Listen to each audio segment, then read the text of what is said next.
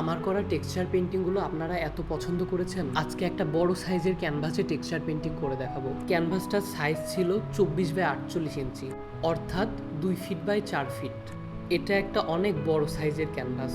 পেইন্টিংটা ফুল এবং পাতার কম্বিনেশনে খুবই কালারফুলভাবে করা হবে। আমি আস্তে আস্তে ক্যানভাসটাতে টেক্সচার পেস্ট অ্যাপ্লাই করে নিচ্ছি। টেক্সচার পেইন্টিংয়ের মেন পার্ট হচ্ছে খুব ভালোভাবে টেক্সচারগুলো ক্যানভাসে ফিক্সড করে নেওয়া।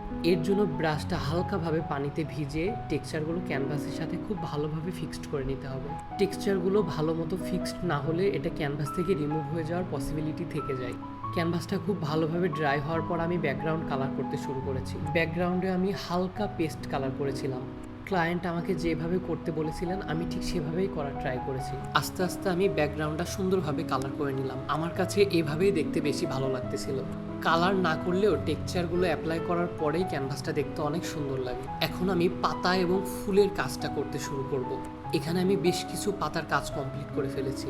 অরেঞ্জ, গ্রিন, ইয়েলো, ব্লু সব কিছুর কালার কম্বিনেশন করে আমি এখানে পাতাগুলো করতেছিলাম। পাতাগুলো কমপ্লিট হয়ে গেলে এখন আমি ফুলের কাজগুলো শুরু করেছি। ফুলের পাপড়ির মধ্যে হোয়াইট এবং হালকা ব্রাউন কালার ইউজ করেছি। খুব সামান্য পরিমাণে গোল্ডেন কালারের একটা শেড দিয়েছি যেন এটা খুবই কালারফুল হয়। আস্তে আস্তে অনেকটা সময় নিয়ে আমি খুবই সুন্দরভাবে পেইন্টিংটা কমপ্লিট করার চেষ্টা করেছি। পেইন্টিংটা দেখতে কেমন হয়েছে সেটা আপনারা অবশ্যই আমাকে কমেন্ট করে জানাবেন। আমার পেইন্টিংয়ের কাজ প্রায় শেষের দিকে। পেইন্টিং কমপ্লিট হওয়ার পর কালারটা 1 দিন থেকে 2 দিন খুব ভালোভাবে ড্রাই করতে হবে। এরপর পেইন্টিংয়ে ভার্নিশ স্প্রে অ্যাপ্লাই করতে হবে। ভার্নিশ স্প্রে অ্যাপ্লাই করা পেইন্টিংয়ের জন্য খুবই গুরুত্বপূর্ণ।